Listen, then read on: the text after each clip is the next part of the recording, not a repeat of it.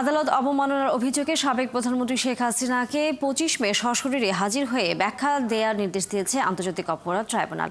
এ বিষয়ে আরও খবর নিযুক্ত হচ্ছেন সহকর্মী সৈকত সাদিক। সৈকত, শেখ হাসিনাকে নির্দিষ্ট করে কোন অভিযোগে ট্রাইব্যুনালে হাজির হওয়ার নির্দেশ দেওয়া হয়েছে এবং একই সাথে ২১ আগস্টে লিভ টু আপিলের শুনানি নিয়ে কি খবর আছে আপনার কাছে?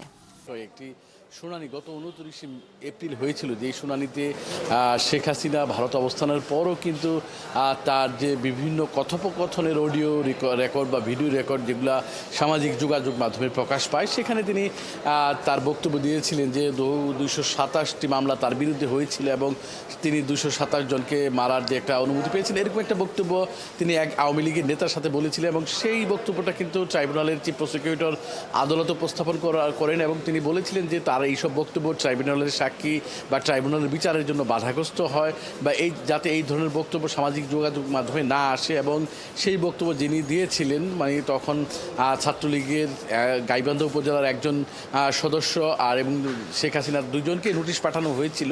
তো সেইটার শুনানি কিন্তু আজকে ছিল। তো সেই শুনানিটা আজকে পুরোপুরি হয়নি, সেটা ডেট কিন্তু আবার পড়েছে আগামী 25 মে। এইটার জবাব দিতে বলা হয়েছে। সেই জবাবটা ওদিন বলেছিল যে এই জবাবটা ওদিন বলেছিল যে চিফ প্রসিকিউটর জানিয়েছিলেন যে শেখ হাসিনা নিজে বা তার পক্ষে কোনো প্রতিনিধি যে কেউ হোক সে এটার জবাব দিবে বা লিখিত জবাব দেবে। যেহেতু আজকের এটা পুরোপুরি শুনানি হয়নি, 25 মে এটার পরবর্তী আবার শুনানি দিন ধার্য হয়েছে সেই বিষয়টি। আরেকটা বিষয় হচ্ছে যে আজকে সুপ্রিম কোর্টের আপিল বিভাগে কিন্তু 21 আগস্ট গ্রেনেড হামলা মামলার যে রায় হয়েছে, যেখানে আসামিদের বেকসুর খালাস দেওয়া হয়েছিল, সেই রায়ের এগেনস্টেই কিন্তু রাষ্ট্রপক্ষ লিভ টু আপিল করেছিল এবং সেটার শুনানি কিন্তু সকালে হয়েছে। 10:30 থেকে শুরু হওয়ার পর একবার শুনানি হয়েছে, এরপরে আবার পরবর্তীতে শুনানি হয়েছে।